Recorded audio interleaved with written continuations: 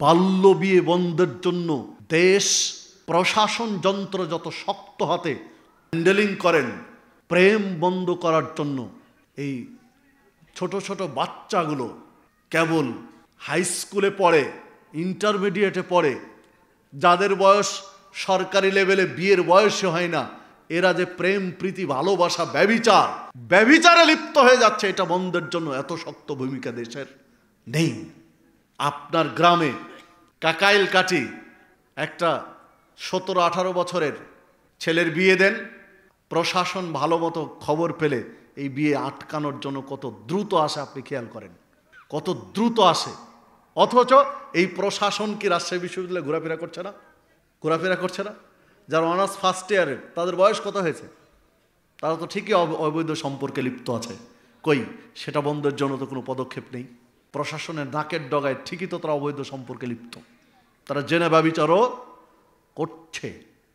আজ থেকে বেশ 7-8 বছর আগের একটা জরিপ, একটি বহুল প্রচারিত দৈনিক পত্রিকার জরিপ, একটা বেসরকারি সংস্থার, যে ভার্সিটিতে পড়া অবস্থায় ছাত্রীদের শতকরা 3 ভাগের 2 ভাগ সতীত্ব হারিয়ে ফেলে।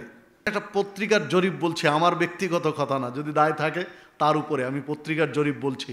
হয়তোবা কিছু কম বেশি হতে পারে, কিন্তু কথার তো সত্যতা আছে, এগুলো কথার যথেষ্ট সত্যতা আছে। তো এইটা নিয়ে তো কারো মাথা ব্যথা নেই। যুব সমাজের অধঃপতনের যে কারণগুলো হিসাব তুলে ধরা হয়, তার 1 নম্বর কারণ আমরা বলতে পারি দ্বীনি জ্ঞানের অভাব, ধর্মীয় জ্ঞানের অভাব। সাধারণভাবে বললে সুশিক্ষার অভাব। শিক্ষার অভাব আমি এ কথা বলিনি, যথেষ্ট শিক্ষা রয়েছে যুব সমাজের, তবে সুশিক্ষার অভাব। সুশিক্ষার অভাবের কারণে যুব সমাজের অধঃপতন ঘটেছে, নৈতিক অধঃপতন ঘটেছে সুশিক্ষার অভাবের কারণে। আর নিঃসন্দেহে সুশিক্ষা যদি বলেন, তাহলে দ্বীনি ধর্মীয় জ্ঞান প্রয়োজন। ধর্মীয় জ্ঞান ছাড়া সুশিক্ষা অনেক কঠিন। দেখুন, নবী মুহাম্মদ সাল্লাল্লাহু আলাইহি ওয়াসাল্লাম যেই সমাজে দাওয়াতি কাজ শুরু করলেন, এই সমাজটাকে বলা হয় জাহেলি সমাজ, জাহেলি যুগ, অসভ্য বর্বর অজ্ঞ লোকদের যুগ। এই অসভ্য বর্বর অজ্ঞ মানুষের যুগে এসে দ্বীনি জ্ঞান, ধর্মীয় জ্ঞান, সুশিক্ষা তাদের মধ্যে দিলেন, নৈতিক শিক্ষা জাগিয়ে তুললেন তাদেরকে। কিভাবে নৈতিক শিক্ষা জাগিয়ে তুললেন দেখেন। নবী মুহাম্মদ সাল্লাল্লাহু আলাইহি ওয়াসাল্লাম মসজিদে নববীতে সাহাবীদের নিয়ে পর্যালোচনা করছেন। একজন যুবক এসে আল্লাহ রাসূল সাল্লাল্লাহু আলাইহি ওয়াসাল্লামকে বলছেন ভরা মজলিসে যে আমাকে ব্যভিচার করার অনুমতি দিন, আমাকে ব্যভিচার করার অনুমতি দিন। অন্য সাহাবীরা আশ্চর্য, যে বলে কি, ব্যভিচার করার অনুমতি চাওয়ার জন্য এই মজলিসে মুহাম্মদ সাল্লাল্লাহু আলাইহি ওয়াসাল্লামের কাছে এসেছেন, সাহস কি? সাহাবীদের তীর্যক দৃষ্টি তার দিকে। আল্লাহ রাসূল সাল্লাল্লাহু আলাইহি ওয়াসাল্লাম থামিয়ে দিলেন। রাসূলুল্লাহ সাল্লাল্লাহু আলাইহি ওয়াসাল্লাম তাকে অন্যদেরকে থামিয়ে দিয়ে বললেন, তাকে আসতে দাও আমার কাছে। কাছে ডেকে নিলেন। কাছে ডেকে নেওয়ার পরে জিজ্ঞাসা করলেন যে তুমি কি বললে, কি চাইলে? যুবক সে কথাই বললেন যে আমি আপনার কাছে ব্যভিচার করার অনুমতি চাইতে এসেছি। রাসূলুল্লাহ সাল্লাল্লাহু আলাইহি ওয়াসাল্লাম ওই যুবককে বললেন যে ঠিক আছে, তুমি ব্যভিচার করার অনুমতি চাচ্ছ, তোমার বোনের সাথে যদি কেউ ব্যভিচার করতে চায়, তোমার কাছে অনুমতি চাই, তুমি জানতে পারো তাহলে এটা তুমি মেনে নিবে কিনা? ওই যুবক বলছেন, অসম্ভব, আমার বোনের সাথে কেউ ব্যভিচার করবে, আমি এটা মেনে নিব না। তোমার মায়ের সাথে কেউ ব্যভিচার করলে তুমি মেনে নিবা কিনা? তো অসম্ভব। তোমার খালার সাথে কেউ ব্যভিচার করলে তুমি মেনে নিবা কিনা? অসম্ভব। তোমার ফুপুর সাথে কেউ ব্যভিচার করলে মেনে নিবে কিনা? অসম্ভব। রাসূলুল্লাহ সাল্লাল্লাহু আলাইহি সাল্লাম বললেন যে তুমি মেনে নিবা না, তাহলে তুমি যার সাথে ব্যভিচার করবা সেটা তো কারো খালা, না হলে কারো বোন, না হলে কারো মা, না হলে কারো ফুপু। তো সে কেন মেনে নিবে? তুমি মেনে নিবা না, তো ওই মানুষটা আর একজন যুবক, সে কেন মেনে নিবে? দেখো, এটা অপরাধ। আল্লাহ রাসূল সাল্লাল্লাহু আলাইহি ওয়াসাল্লাম তাকে সুন্দর করে বুঝিয়ে দিলেন বিষয়টা। তার মাথায় হাত বুলিয়ে দোয়া করে দিলেন। রাবি, উপস্থিত বৈঠকের সাহাবী, উনি বলছেন, আমরা দেখেছি এই যুবককে, বড় হয়ে গেছেন, বৃদ্ধ হয়ে গেছেন, অথচ কোনো বেগানা নারীর দিকে চোখ তুলে তাকাতেন না। রাস্তা দিয়ে হাঁটলে মাথা নিচু করে হাঁটতেন। সুবহানাল্লাহ, আল্লাহু আকবার।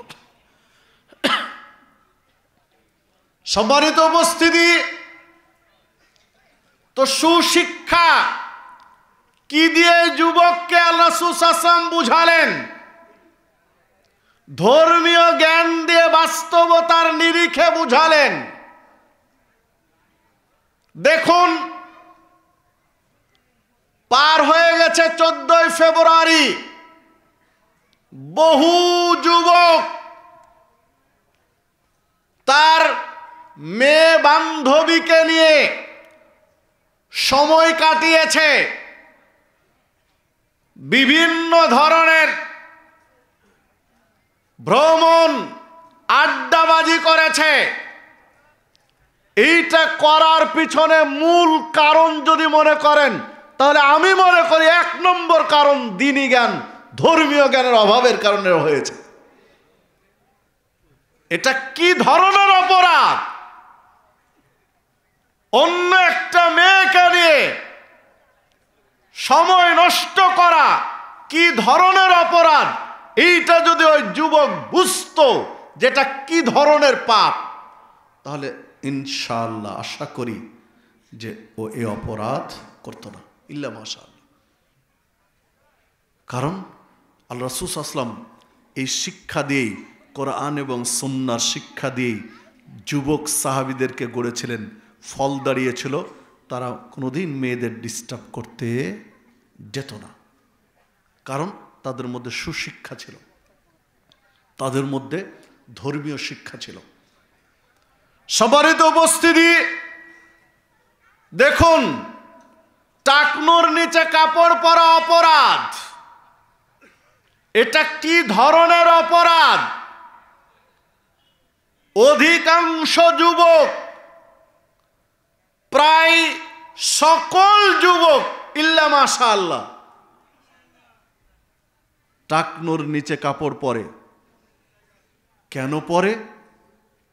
কারণ এই ধর্মীয় জ্ঞান, দ্বীনি জ্ঞান, এই সুশিক্ষাটা তার মধ্যে নেই, যেটা কি ধরনের পাপ, এই জ্ঞানটা তার মধ্যে নেই। যদি থাকতো তাহলে এটা পড়তো না। এই জ্ঞান থাকলে সে পড়তো না। মা আসফালা মিনাল কাবাইন ওয়াল ইজার ফিন্নার।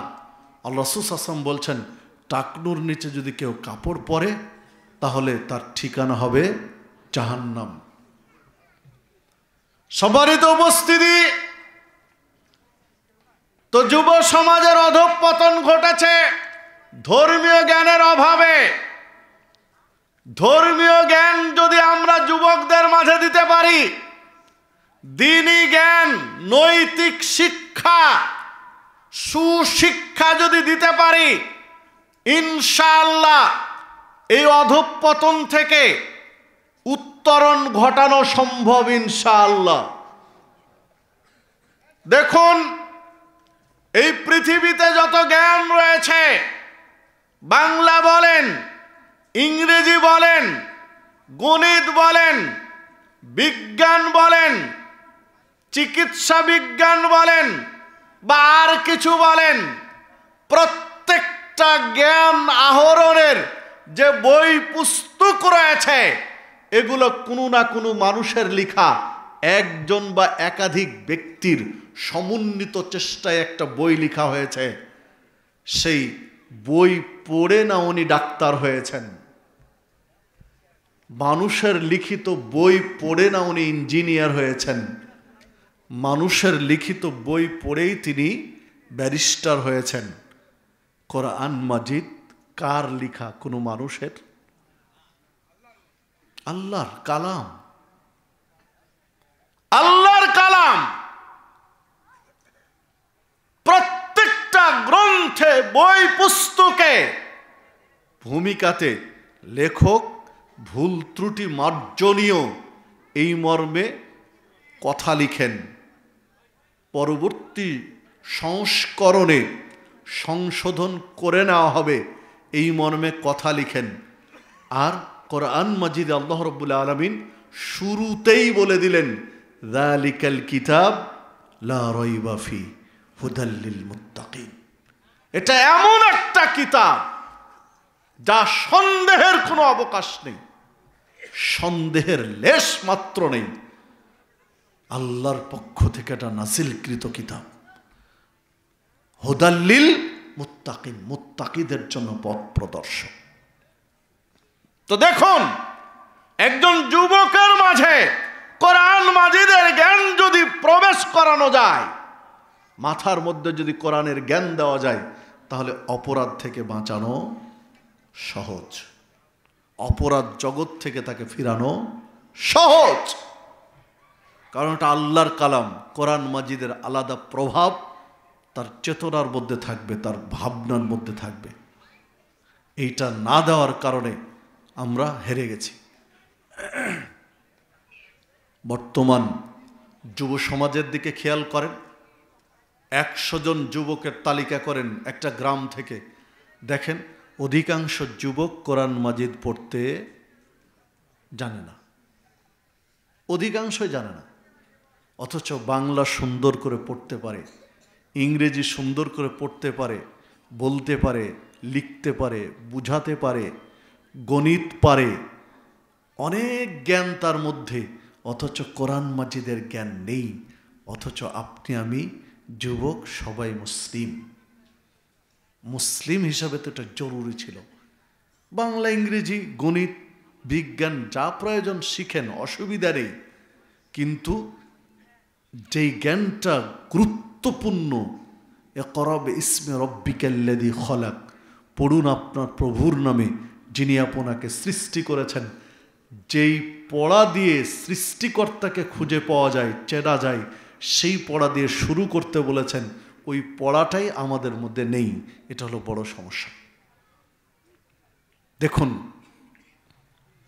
কবরে 4টি প্রশ্ন করা হবে, 3টি সবাই জানি, রব কে আল্লাহ, দিন কি ইসলাম, ইনি কে, যাকে পাঠানো হয়েছিল ইনি আমাদের নবী মুহাম্মদ সাল্লাল্লাহু আলাইহি ওয়াসাল্লাম, সবাই জানি। এই 3টি প্রশ্নের জবাব দিতে পারলে 4 নম্বর প্রশ্ন করা হবে, মায়ুদরিকা, তুমি জানলে কিভাবে? তখন লোকটি বলবেন, কারাতু কিতাব আল্লাহ ফাআমানতু ওয়াসাদদাকতু, আল্লাহর কিতাব কোরআন মাজিদ পড়েছি, তার উপরে ঈমান এনেছি এবং তা সত্যায়ন করেছি, মেনে চলার চেষ্টা করেছি। ক্বালা সাদাকতা। আল্লাহ রাব্বুল আলামিন আসমান থেকে আহ্বান জানান, সাদাকা আবদি, আমার বান্দা সত্য বলেছে, সঠিক জবাব দিয়েছে। এরপরের গুলো আমরা সবাই জানি, কবরে জান্নাতের বিছানা বিছাও, জান্নাতের পোশাক পরাও ইত্যাদি। তো আমি যে এই কথাটা বলতে চাচ্ছি যে দেখুন, যখন ফেরেশতা জিজ্ঞাসা করলেন যে তোমার রব আল্লাহ, তোমার দিন ইসলাম, ইনি তোমাদের নবী, এটা কিভাবে জানলে? তখন জবাব কিন্তু দিবে, আল্লাহর কিতাব পড়ে জেনেছি। তাহলে আল্লাহর কিতাবের উপরে জ্ঞান থাকতে হবে, এটা একটা জরুরি কবরের প্রশ্ন উত্তর দেওয়ার জন্য। আমি বুঝাতে পারলাম কিনা জানি না, বুঝতে পেরেছেন কি আমার কথা? কবরের প্রশ্নের জবাব দেওয়ার জন্য যে জ্ঞানটা জরুরি তা হচ্ছে কিসের? আল কোরআনের, কোরআন মাজিদের। মানে এই জ্ঞানটা দিতে হবে ছেলে মেয়েদেরকে। এটা দিতে পারেনি, এটা আমাদের ব্যর্থতা। আপনার ছেলেকে পড়ান, সমস্যা নেই, ইংলিশ মিডিয়ামে পড়ান, অসুবিধা নেই। ইংরেজি, বাংলা, গণিত, বিজ্ঞান, ডাক্তার, প্রফেসর, ইঞ্জিনিয়ার যা খুশি বানান, অসুবিধা নেই। কিন্তু তার মধ্যে যেন দ্বীনি জ্ঞান থাকে, কোরআন এবং সুন্নাহর মৌলিক জ্ঞানগুলো যেন থাকে। এইটা দিয়ে বানান, তাহলে ইনশাআল্লাহ নষ্ট হবে না। সম্মানিত উপস্থিতি, যুব সমাজ ধ্বংসের 1 নম্বর কারণ যেটা আলোচনা করছিলাম, সুশিক্ষা তথা ধর্মীয় জ্ঞানের অভাব। সারা দেশে যত অপরাধ সংগঠিত হয়, সারা বাংলাদেশে যত অপরাধ হয়, অধিকাংশ অপরাধের যারা নাটের গুরু এরা সবাই শিক্ষিত। অধিকাংশ অপরাধ যারা মূল কলকাঠি নাড়াচাড়া করে তারা কি? শিক্ষিত মানুষ, অশিক্ষিত না। একটা রিক্সা চালক, ভ্যান চালক, দিনমজুর কতটুকু অপরাধ করে, ওর অপরাধে কতটুকু ক্ষতি হয় দেশের।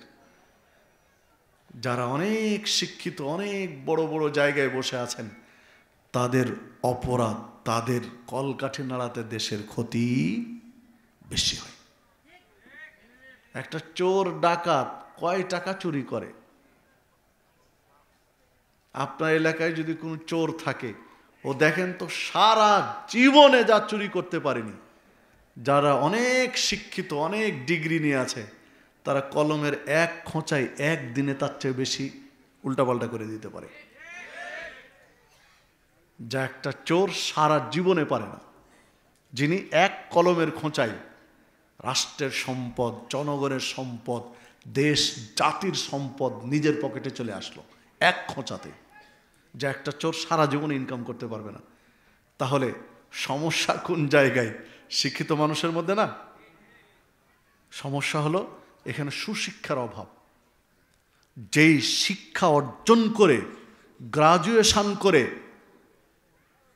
দেশ জাতির সম্পদ নিজের পকেটে নিয়ে নেওয়া, আত্মসাৎ করাকে অপরাধ মনে হয়নি তার কাছে, অপরাধ বিবেচনায় করেনি, এটা ভাবেইনি যেটা অপরাধ, বিবেকে বাধা দেয়নি।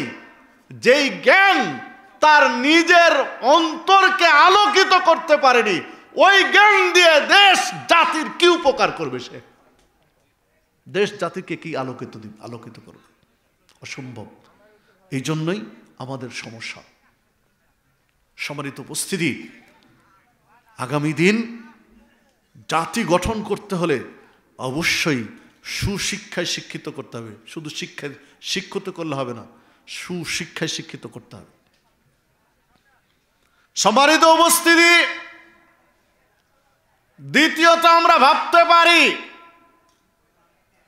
যুব সমাজ অধঃপতনের কারণ নারীদের পর্দাহীনতা, নারীরা বেপর্দায় থাকা, যুব সমাজ নষ্টের এটাও একটা কারণ। দেখুন, নারী পুরুষের আকর্ষণ সৃষ্টিগত, অস্বীকার করার কোনো কায়দা নেই, অস্বীকার করতে পারবেন না। এটা সৃষ্টিগত আকর্ষণ। নবী মুহাম্মদ সাল্লাল্লাহু আলাইহি ওয়াসাল্লামকে আল্লাহ রাব্বুল আলামিন জানিয়ে দিলেন, ইদা সাআলতুমুহুন্না মাতাআন ফাসআলুহুন্না মিন ওয়ারাই হিজাব। কোনো নারীর কাছে, বেগানা নারীর কাছে, অপর নারীর কাছে যদি কিছু চাওয়া লাগে, কোনো প্রয়োজনীয় কথা থাকে, কোনো প্রয়োজনীয় জিনিস চাইতে হয়, ফাসআলুহুন্না মিন ওয়ারাই হিজাব, এটা চাও পর্দার আড়াল থেকে, পর্দার আড়াল থেকে, হিজাবের আড়াল থেকে, দেয়ালের বাহির থেকে, দরজার বাহির থেকে, প্রাচীরের আড়াল থেকে চাইতে হবে, সামনাসামনি নয়।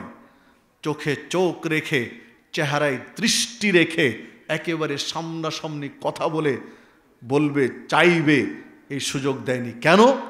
সেটাও বলে দিয়েছেন আল্লাহ রাব্বুল আলামিন, যালিকুম আতহারু লিকুলুবিকুম ওয়া কুলুবিহিন্না। এটা দুইজনের অন্তর, নারী পুরুষ দুইজনের অন্তরকেই পবিত্র রাখবে, দুইজনের অন্তরই পবিত্র থাকবে। যদি কিভাবে চাই? পর্দার আড়াল থেকে চাই, দুইজন অন্তর পবিত্র থাকবে। না হলে সামনাসামনি চাইলে হতে পারে নারীকে দেখে পুরুষ দুর্বল হয়ে যেতে পারে, অথবা এই পুরুষের উপরে নারীটাই দুর্বল হয়ে যেতে পারে। এই জন্য দুইজনের অন্তর যেন পবিত্র থাকে, তাই ইসলাম বলে দিয়েছে পর্দার আড়াল থেকে, জরুরি কথা হলে আড়াল থেকে বলবে, সামনাসামনি নয়। সম্মানিত উপস্থিতি, আল্লাহ রাব্বুল আলামিন, এটা সূরা আহজাবের 53 নম্বর আয়াত, সূরা আহজাবের 59 নম্বর আয়াতে বলেছেন, ইয়া আইয়ুহান নবী, হে নবী, কুল্লি আজওয়াজিকা ওয়া বানাতিকা ওয়া নিসাইল মুমিনিন, আপনার স্ত্রীকে বলুন, কন্যাকে বলুন, মুমিন নারীদেরকে বলুন, ইউদুনিনা আলাইহিন্না মিন জালাবিবিহিন্না, বড় চাদর দিয়ে নিজেদের সৌন্দর্যকে যেন ঢেকে রাখে। যালিকা আদনা ইউরাফনা, এদেরকে চেনা সহজ হবে। ফালা ইউদাইনা, ফলে এদেরকে কেউ ডিস্টার্ব করবে না, উত্তক্ত করবে না, ইবটিজিং করবে না। সূরা আহজাব 59 নম্বর আয়াত। আল্লাহ রাব্বুল আলামিন বলে দিলেন, মুসলিম নারীদেরকে জানিয়ে দিন, সারা পৃথিবীর মুসলিম নারীদেরকে জানিয়ে দিন, বড় চাদর দিয়ে তাদের সৌন্দর্য যেন ঢেকে রাখে, তাহলে এদেরকে কেউ ডিস্টার্ব করবে না। সম্মানিত উপস্থিতি, তাহলে দেখুন, যদি বড় চাদর দিয়ে, জিলবাব দিয়ে, হিজাব দিয়ে, বোরকা দিয়ে নিজেকে ঢেকে রাখে, নিজের সৌন্দর্য অপর পুরুষ থেকে আড়াল করে রাখে, তাহলে তাকে কেউ ডিস্টার্ব করবে না। এটা আল্লাহ বলেছেন, এই চ্যালেঞ্জ আল্লাহর, আল্লাহ তাকে হেফাজত করবেন। রাসূলুল্লাহ সাল্লাল্লাহু আলাইহি ওয়াসাল্লাম বললেন, মা তারাকতু বাদি ফিতনাতান আদাররা আলার রিজাল মিনান নিসা, আমি পরবর্তী পুরুষদের জন্য নারীর চেয়ে বড় কোনো ফিতনা রেখে যাচ্ছি না, ছেড়ে যাচ্ছি না।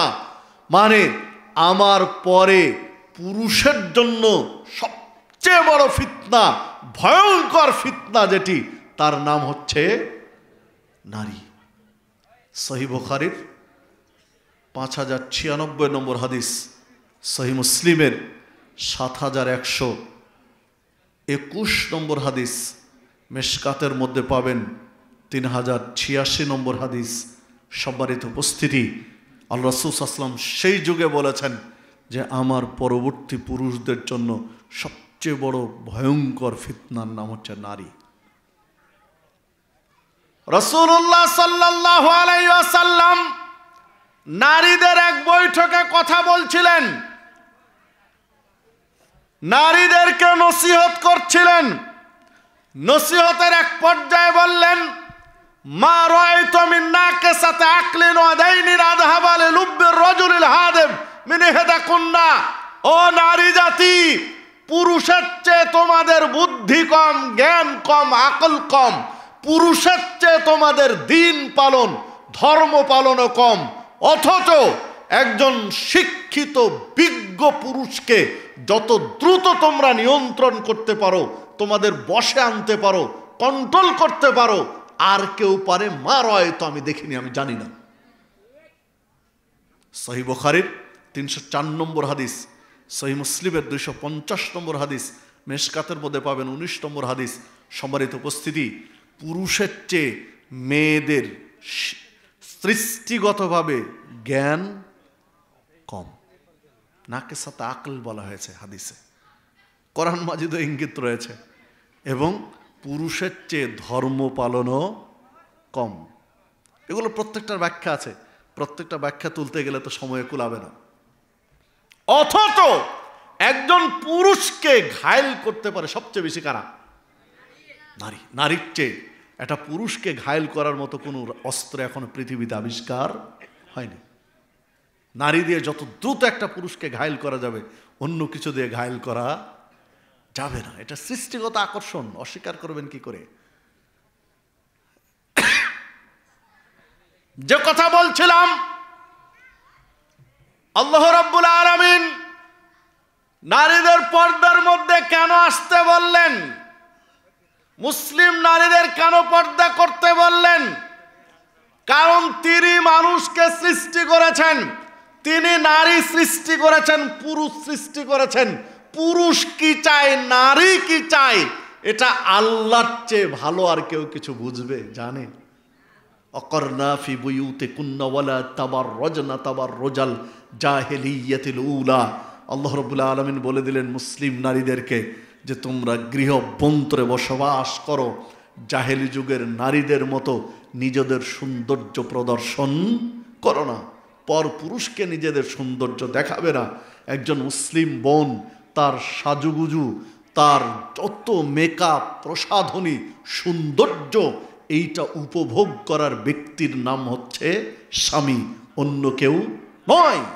একজন মুসলিম নারী সেজে গুজে মেকআপ করে, পারফিউম ব্যবহার করে রাস্তাঘাটে অন্য পুরুষকে আকর্ষণ লাগাবে, এইটা ইসলাম অনুমোদন দেয়নি। সম্মানিত উপস্থিতি, আর এই জায়গাটাই অমুসলিমরা কলকাঠি নেড়েছে যে পুরুষদের, মুসলিম যুবকদের যদি নষ্ট করতে চাও, মুসলিম যুবকদের যদি ধ্বংস করতে চাও, তাহলে মুসলিম নারীদেরকে উলঙ্গ করে তাদের মাঝে ছেড়ে দাও, অর্ধনগ্ন করে বেপরদা করে তাদের মাঝে ছেড়ে দাও, যুব সমাজ নষ্ট হয়ে যাবে। যেহেতু আল্লাহ এটা নিষেধ করেছেন, রাসূল সাল্লাল্লাহু আলাইহি ওয়াসাল্লাম যেহেতু নিষেধ করেছেন, এই কাজটা করাতে পারলে ওরা শেষ হয়ে যাবে। হয়েছেও তাই। সম্মানিত উপস্থিতি, আপনারা তো ভার্সিটির পাশে বসবাস করেন, ভার্সিটি আপনাদের খুব নিকটেই। যান, আগামীকালকে ভার্সিটি একটু ঘুরে আসেন। ভার্সিটিতে অ্যাপ্লিকেশন করার জন্য, ভর্তি হওয়া, চান্স পাওয়া ওটা তো পরের কথা, ভর্তি হওয়ার জন্য ফর্ম তুলতে একটা যোগ্যতা লাগে। চাইলে কি কেউ ফর্ম তুলতে পারে? মন চেয়েছে, ইন্টারমিডিয়েট পাস করেছে, ভার্সিটির ফর্ম তুলবে, সুযোগ আছে? ওটার জন্য একটা নির্দিষ্ট লেভেল আছে। এই লেভেলের রেজাল্ট হলে, পয়েন্ট হলে তারপরে অ্যাপ্লিকেশন করতে পারবে ভর্তির জন্য। ভর্তির লড়াইয়ে টিকা না টিকা সেটা পরের হিসাব। মানে যারা চান্স পেয়েছে তারা এমনিতেই যে কোনো জায়গা থেকে উঠে এসেছে, জি না, এনারা শিক্ষিত। যে স্কুল থেকে, যেই কলেজ থেকে উঠে এসেছে, ভার্সিটিতে চান্স পেয়েছে, দেখেন ওই কলেজের সে ভালো ছাত্র, ওই কলেজের সে ভালো ছাত্রী, তারাই চান্স পেয়েছে, মানে শিক্ষিত। অথচ পরিবেশটা যান, একটু বিকেলবেলা ঘুরতে যান, একটা ছেলে আর একটা মেয়ে, তারা যত ঘনিষ্ঠ হয়ে টাইম পাস করে বিভিন্ন জায়গায়, যত ঘনিষ্ঠ হয়ে তারা আড্ডা দেয়, স্বামী এবং স্ত্রী বাহিরে এত ঘনিষ্ঠ হয়ে আড্ডা দেয় না। এটা শুধু আপনাদের পাশে ভার্সিটি একটু ঘুরে আসলেই পাবেন। অথচ দেখেন এই ভার্সিটির অধিকাংশ টিচার মুসলিম, অধিকাংশ ছাত্র মুসলিম। স্বাধীনতা বলবেন, এটা স্বাধীনতা? কি স্বাধীনতা? স্বাধীনতারও একটা লিমিট আছে। একটা মানুষ কতটুকু স্বাধীনতা ভোগ করতে পারে? আমি স্বাধীন বাংলাদেশের স্বাধীন মানুষ, আমি চাইলেই আপনাকে এক ঘুষি মেরে দিতে পারবো? কেন পারবো না? আমি তো স্বাধীন বাংলাদেশের স্বাধীন মানুষ, কেন মারতে পারবো না? মানে স্বাধীনতার একটা লিমিট আছে। স্বাধীনভাবে পড়াশোনা করবে, এর অর্থ এই নয় যে দেশ জাতিকে ডুবাবে। কারণ মুসলিম, তার দিন তাকে টিকাতে হবে, তার পরিচয় তাকে ঠিক রাখতে হবে, এটা মাথায় রেখে স্বাধীনতা ভোগ করতে হবে। সম্মানিত উপস্থিতি, যে কথা বলছিলাম, নারীদের বেপরদাও যুব সমাজকে অধঃপতনের দিকে নিয়ে গিয়েছে। এরপরে আসুন, যুব সমাজের অধঃপতনের আরেকটা কারণ আধুনিক ডিভাইসগুলোর অপব্যবহার। মোবাইল, কম্পিউটার, ট্যাব বা আরো যে যন্ত্রপাতিগুলো এসেছে, আধুনিক প্রযুক্তি ডিভাইস, এই ডিভাইসগুলোর অপব্যবহারও যুব সমাজের নষ্টের একটা বড় কারণ। সম্মানিত উপস্থিতি, আপনি বলবেন কিভাবে এই ডিভাইসগুলো, অ্যান্ড্রয়েড সেট যারা ব্যবহার করে, কম্পিউটার যারা ব্যবহার করে যুব সমাজ, দেখুন কি পরিমাণ সময় তারা এর পিছনে ব্যয় করে। 12 বছর, 14 বছর, 15 বছর, 18 বছর, 20 বছর, 22 বছর, 25 বছরের একটা ছাত্র যে অ্যান্ড্রয়েড সেট ব্যবহার করে, ও একটা ফোনের পিছনে যে সময়টুকু ব্যয় করে তার অর্ধেক সময়ও সে পড়াশোনা করে না। ফোনের পিছনে, অ্যান্ড্রয়েড সেটের পিছনে যে সময় ব্যয় করে তার অর্ধেক সময়ে পড়াশোনা সে করে না। একটু মিলায় দেখেন। যুবকরা আমার আলোচনা শুনছেন, অনেকেই যুবক ভাইদের দৃষ্টি আকর্ষণ করছে, ভাই তুমি একটু মিলায় দেখো, এক সপ্তাহের তুমি টালি করো, মিলাও, 2-3 দিন, গত 2-3 দিন তুমি কি পরিমাণ সময় একটা ফোনের পিছনে, মোবাইলের পিছনে, তোমার কম্পিউটারের পিছনে ব্যয় করেছো, আর তুমি পড়াশোনা করেছো কতটুকু তুমি খেয়াল করো। হ্যাঁ, তুমি বলবা এটারও দরকার আছে, তুমি মোবাইলের ইঞ্জিনিয়ার এখনই কেন হবা? পড়াশোনা শেষ করে ইঞ্জিনিয়ার হও, শেষের আগে কেন? পড়াশোনা শেষ করে মোবাইলের ইঞ্জিনিয়ার হও। কেবল পড়াশোনায় পা রেখে তুমি এর পিছনে সময় দিয়ে তোমার রুট হারিয়ে দিলে লাভ কি হলো? সম্মানিত উপস্থিতি, আরো যদি কিছু কথা বলি তাহলে আরো তো ভয়ঙ্কর। এখানে অনেক মুরব্বী বসে আছেন যাদের বয়স 60-70 প্লাস, যাদের বয়স 60-70 পার হয়ে গেছে। আপনাদেরকে একটা প্রশ্ন করি, মাইন্ড করিয়েন না কেউ, যেহেতু যুব সমাজের বিষয় এই জন্য আমি একটু মাথায় দিয়ে যাচ্ছি, যুবকরাও শুনছে, মুরব্বীরাও শুনছেন।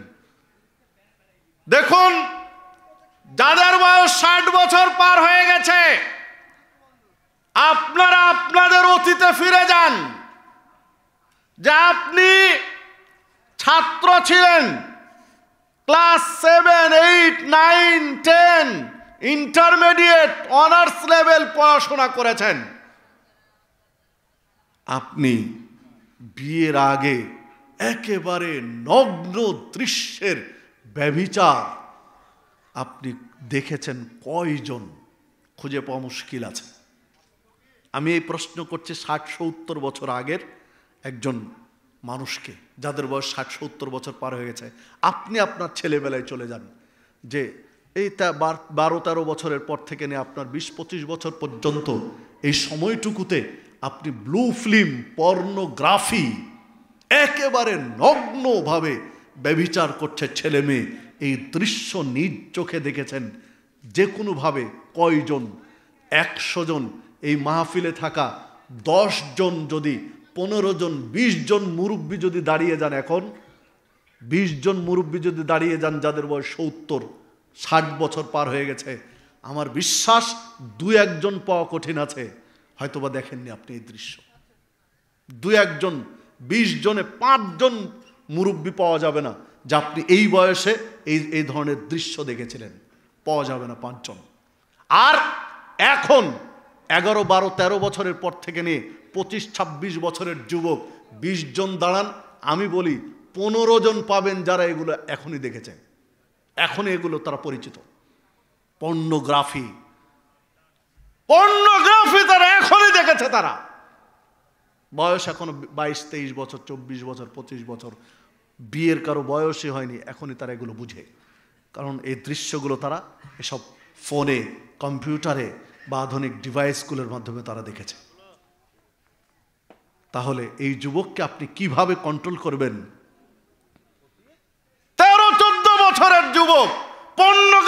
আসক্ত, তার বিয়ের বয়স হতে আরো 10 বছর সময় লাগবে, আরো 10 বছর পরে তার বিয়ে হবে রাষ্ট্রীয় আইন অনুযায়ী। এখন থেকে সে পর্নোগ্রাফি আসক্ত, সে নিজেকে কি কন্ট্রোল করবে? তার তো ঠিকই 14 ফেব্রুয়ারির দরকার, তার জন্যই তো 31st নাইট দরকার, তার জন্যই তো পয়লা বৈশাখ দরকার, এই দিবসগুলো তার জন্য দরকার। ঠিক এই ব্যবস্থাটাই করেছে অমুসলিম সংস্কৃতি। যেহেতু তারা এই জিনিসগুলো সাপ্লাই দিয়েছে, এগুলো ছড়িয়ে দিয়েছে, তাদের এই চাহিদাগুলো পূরণ করার ব্যবস্থাও তারা বের করে দিয়েছে, যে ব্যবস্থাগুলো যেন তারা পায়।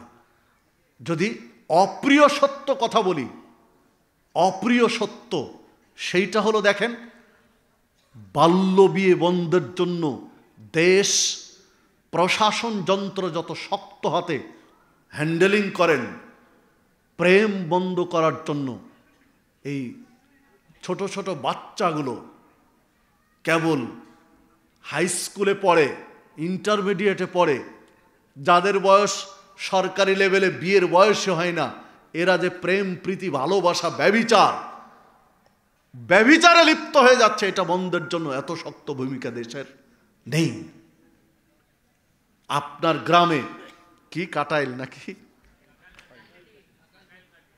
কাকাইল কাঠি, আপনার কাকাইল কাঠিতে একটা 17-18 বছরের ছেলের বিয়ে দেন, প্রশাসন ভালো মতো খবর পেলে এই বিয়ে আটকানোর জন্য কত দ্রুত আসে আপনি খেয়াল করেন, কত দ্রুত আসে।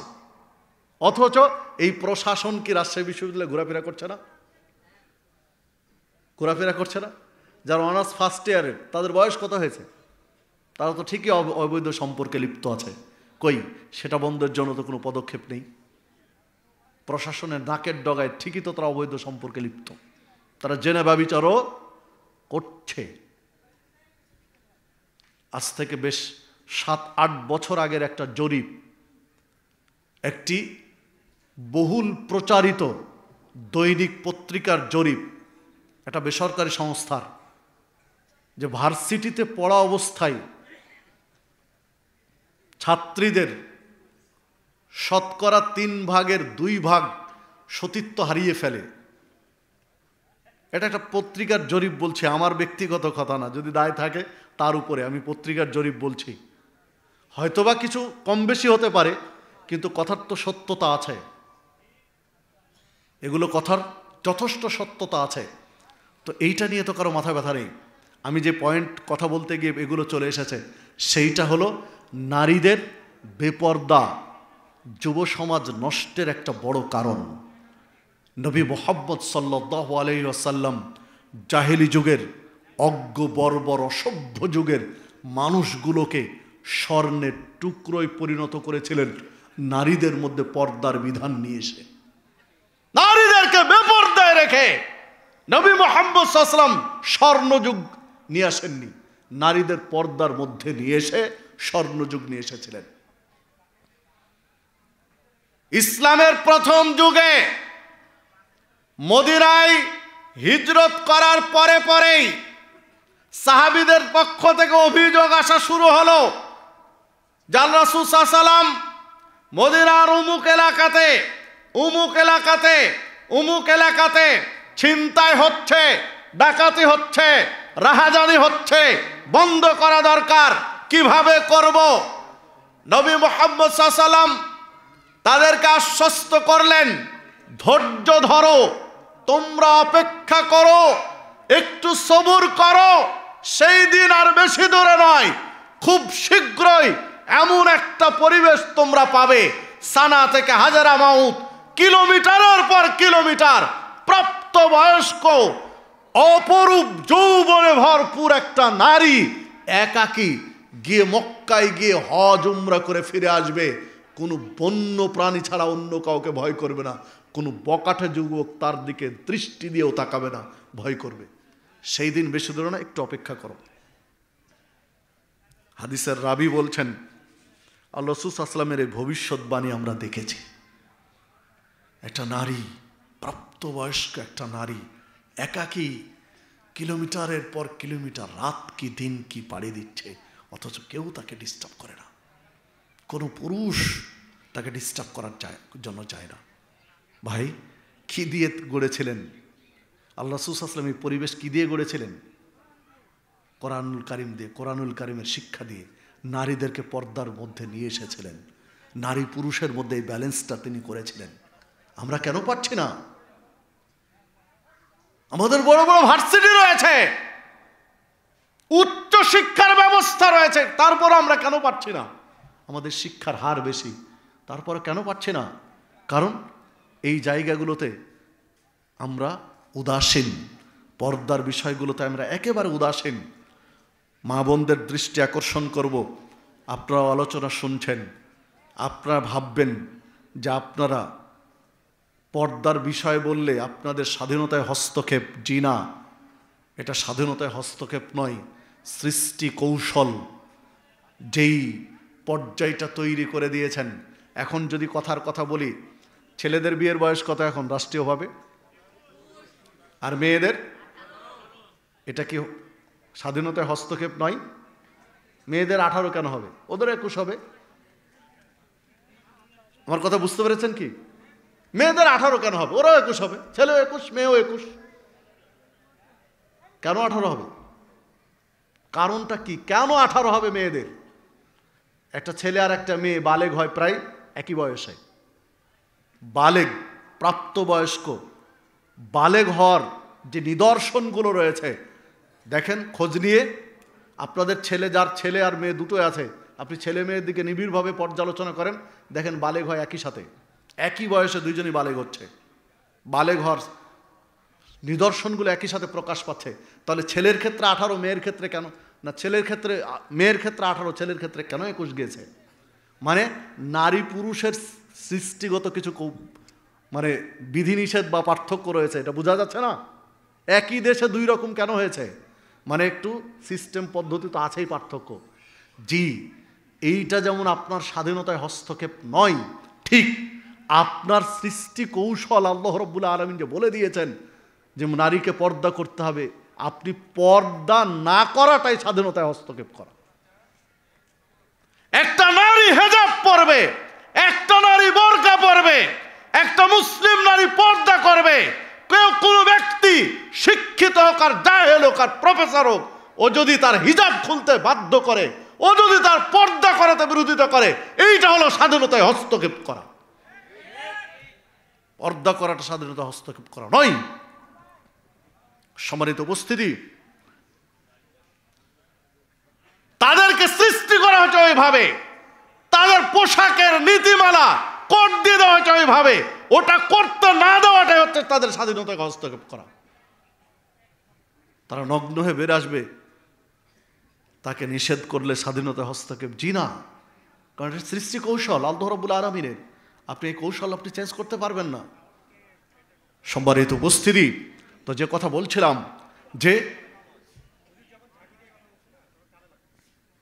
বলছিলাম, যে দেখুন, নারীদের পর্দাহীনতা থেকে ফিরাতে হবে, নারীর ক্ষমতায়ন, নারীকে স্টাবলিশড করা, অর্থনৈতিকভাবে স্বনির্ভর করা। জি, আমিও আপনার সাথে একমত, কিন্তু সিস্টেম চেঞ্জ করতে হবে, পদ্ধতি চেঞ্জ করতে হবে। কিভাবে? বাংলাদেশে যে ভার্সিটি রয়েছে 2 ভাগ করে দেন, বাংলাদেশের ভার্সিটিগুলো 2 ভাগ করে দেন।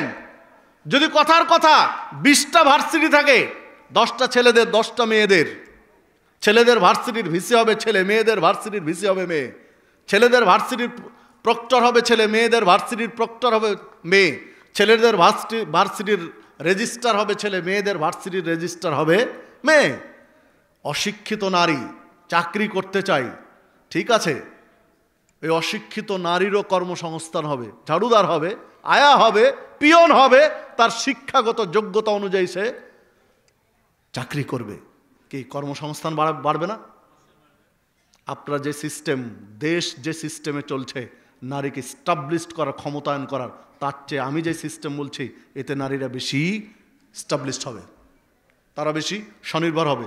এখন বাংলাদেশে কথার কথা যদি 20টা ভার্সিটি হয়, তাহলে 10টা ভার্সিটির ভিসি নারী আপনি দেখাতে পারবেন? নেই। কয়টা ভার্সিটির ভিসি নারী আছে বাংলাদেশে? জি, বর্তমানে একটাও নেই, একটাও নেই, একটা নারীও ভিসি নেই। আর আমি যে সিস্টেমে বলছি, অর্ধেক নারী হবে ভিসি, অর্ধেক ভার্সিটির নারী হবে ভিসি। তাহলে ইসলামের সিস্টেম আপনাদের এই কথিত সিস্টেমের চেয়ে বেশি নারীকে স্বনির্ভর করছে না? সম্মানিত উপস্থিতি, ঠিক কলেজও তাই। কলেজগুলো অর্ধেক 50-50 করে দেন, এরিয়া অনুযায়ী ভাগ করে দেন। নতুন করে কলেজ বানাতে হবে আমি কথা বলিনি, যে কলেজ আছে এরিয়া অনুযায়ী ভাগ করে দেন, এটা ছেলেদের এটা মেয়েদের। ঠিক মেয়েদের প্রিন্সিপাল হবে, কলেজের প্রিন্সিপাল মেয়ে, ছেলেদের প্রিন্সিপাল হবে ছেলে।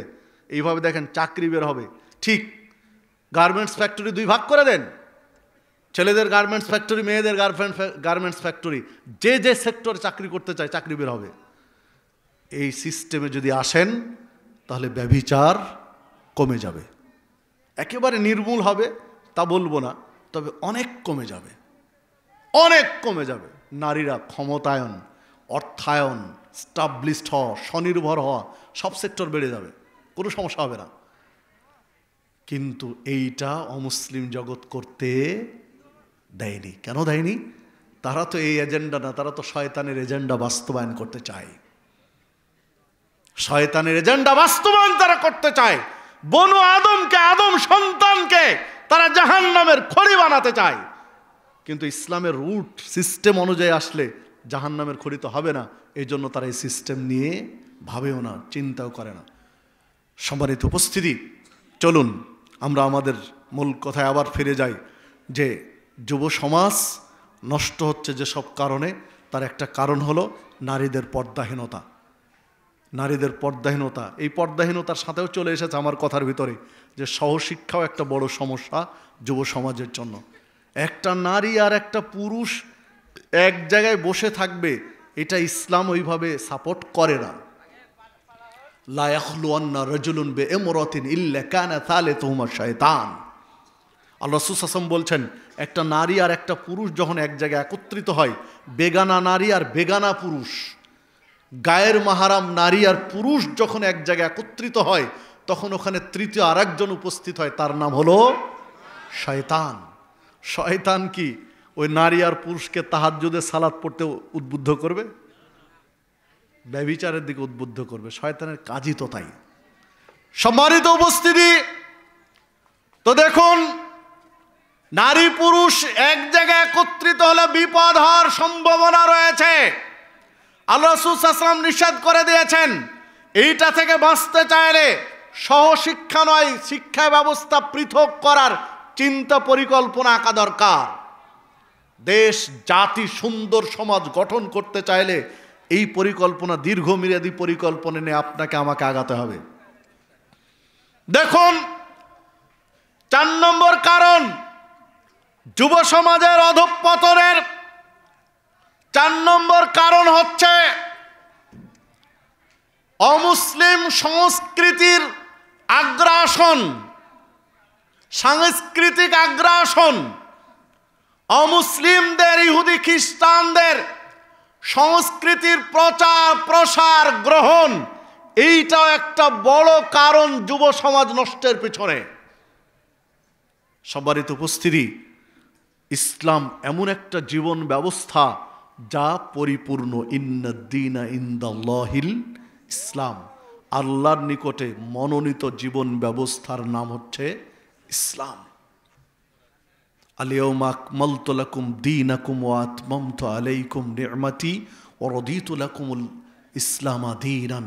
আল্লাহ রাব্বুল আলামিন বলে দিলেন বিদায় হজ্জের দিন, আজকের দিন ইসলামকে পরিপূর্ণ করে দেওয়া হলো, দিনকে পরিপূর্ণ করে দেওয়া হলো, নিয়ামত সমূহ পরিপূর্ণ করে দেওয়া হলো। পৃথিবীর সমস্ত জীবন ব্যবস্থা, দিন, পৃথিবীর সমস্ত ইজম, তরিকা, মতবাদ, সব কিছুর উপরে আল্লাহ রাব্বুল আলামিন প্রাধান্য দিলেন, মনোনীত করলেন দিন হিসাবে মুসলিমদের জন্য। কাকে? ইসলামকে। সম্মানিত উপস্থিতি, ইসলামকে পরিপূর্ণতা দিয়েছেন আল্লাহ রাব্বুল আলামিন।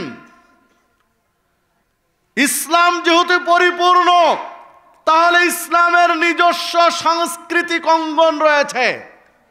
ইসলাম ভিখারির ধর্ম নয়, যে শুধু ধর্মীয় গণ্ডিটা শিখাবে আপনাকে, আর সংস্কৃতি ইহুদি খ্রিস্টানদের কাছ থেকে ধার নিতে হবে, এই ভিখারির ধর্ম ইসলাম নয়। ইসলামের নিজস্ব সংস্কৃতি রয়েছে। ইসলামের যেমন ধর্মীয় জীবন রয়েছে, ইসলামের তেমন অর্থনৈতিক জীবন রয়েছে, ইসলামের তেমন সামাজিক জীবন রয়েছে, ইসলামের তেমন রাজনৈতিক জীবন রয়েছে, ইসলামের ঠিক তেমনই সাংস্কৃতিক জীবনও রয়েছে। কারো কাছে কোনো জিনিস ভিক্ষে চাইতে হবে না, ইসলাম পরিপূর্ণ। ইসলামের যে সাংস্কৃতিক অঙ্গন রয়েছে সেইটা গ্রহণ করতে হবে আমাদেরকে। যুব সমাজ গ্রহণ করেছে ইসলামেরটা নয়, কাদেরটা? অমুসলিমদেরটা। অমুসলিম সংস্কৃতি গ্রহণ করেছে। কিভাবে? দেখুন, যুবকদের চুল কাটার স্টাইলগুলো দেখেন, এক একজন যুবকের চুল কাটার স্টাইল। চারিদিকে চুল নাই, একেবারে জিরো, আর মাঝখানে পাখির বাসা নেই, যেটা ইসলামে স্পষ্ট নিষেধ। আল্লাহ রাসূল সাল্লাল্লাহু আলাইহি ওয়াসাল্লাম নিষেধ করেছেন যে চুল মাথার কিছু অংশ কাটবে আর কিছু অংশ রেখে দিবে, এইটা নয়। যদি জিরো করতে হয়, ন্যাড়া করতে হয়, তো পুরোটা ন্যাড়া করে দাও, জিরো করে দাও। যদি রাখতে হয় পুরোটা রাখো, কিন্তু কিছু অংশে জিরো করে দিয়ে কিছু অংশে রেখে দিবে, এটা আল্লাহ রাসূল সাল্লাল্লাহু আলাইহি ওয়াসাল্লাম নিষেধ করেছে। তাহলে ইসলামের চুলেরও একটা সংস্কৃতি আছে, কিন্তু যুবকরা এটা নেয়নি। নিয়েছে কোনটা? অমুসলিমদের। কোন খেলোয়াড়, কোন চিত্রনায়ক বা